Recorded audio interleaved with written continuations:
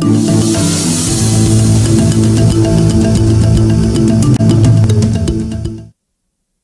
kembali kita lanjutkan perbincangan di Saling Silang. Anda juga dapat berpartisipasi di dalam telepon 0215151551111. Silakan Pak Henry tadi mau menanggapi mengenai. Oke, tahan dulu nih, kita sabar dulu pemirsa biar sekalian ya menanggapinya. Halo, selamat malam. Halo, selamat malam. Ya, dengan siapa di mana? Susanto dari Depok. Ya, silakan Pak Susanto di Depok. Iya. Begini Bu, kami sebenarnya sanggup mengatasi. Sanggup mengatasi, gimana caranya Pak? Kami sudah mengirim ke Bapak Jokowi waktu gubernur. Halo? Iya. Setelah itu ke Pak Basuki ke Pak ini gubernur yang kemarin. Pak. Itu isinya begini. Bagaimana? Jadi kami membuat program dengan sistem penstock. Itu adalah pipa besar yang bisa mengalirkan air sampai 300 meter kubik per detik. Oke. Ya. Seperti apa itu cara kerjanya begitu Pak? Bisa Caranya kita jelaskan singkat. Ya, kita buat bendung di atas banjir Jakarta, yaitu di atas mana ini Kampung Melayu di atas ini, yaitu daerah Lenteng Agung. Nah di situ nanti kami buat bendung, kemudian bikin penstock sebesar 4 meter, ada 5 buah. Halo? Oke. Iya. Ya, jadi nanti di situ air akan kami buang melalui gorong-gorong itu. Gorong-gorong itu sebagai penstock. Penstock itu pipa besar.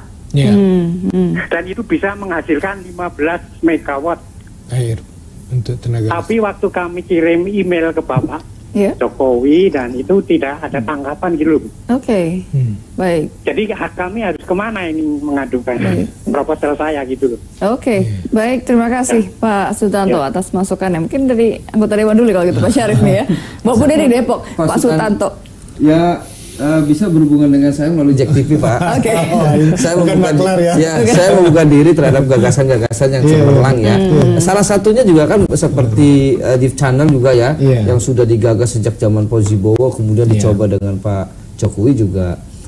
Tadi katakan Pak mirip-mirip sedikit lah ya, mirip sedikit. Dari Depok ya. Tidak ada respon gitu. Oke. Mungkin Pak Hendri, bagaimana? Apakah secara teknis memang bisa dilakukan atau sudah dilakukan sebenarnya? Kalau setahu saya sih kalau dilakukan belum.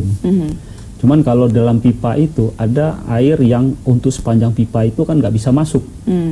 Itu mungkin kelemahannya. Kenapa? Karena di sepanjang itu kan ada air-air yang perlu masuk ke sungai-sungai itu.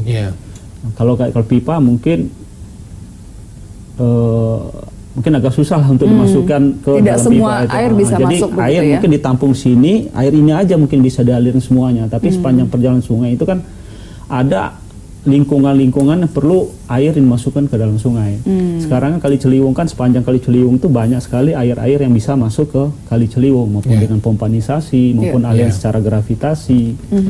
Kayak gitu kalau menurut saya. Baik, artinya ya memang begini.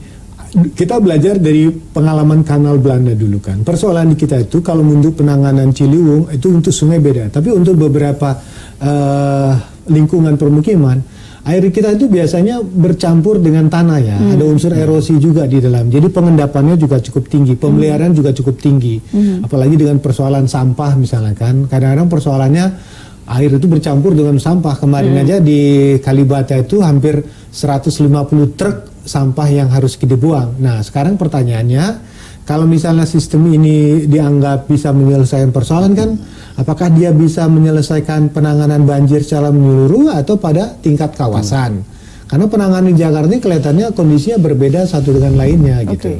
Jadi perlu kecermatan. Cuman pertimbangan terakhir itu adalah apakah DKI ini sebetulnya sudah punya master plan penanganan banjirnya? Kalau misalnya sudah ada, pasti program prioritas apa yang harus didahulukan gitu kan. Nah, itu yang penting catat itu.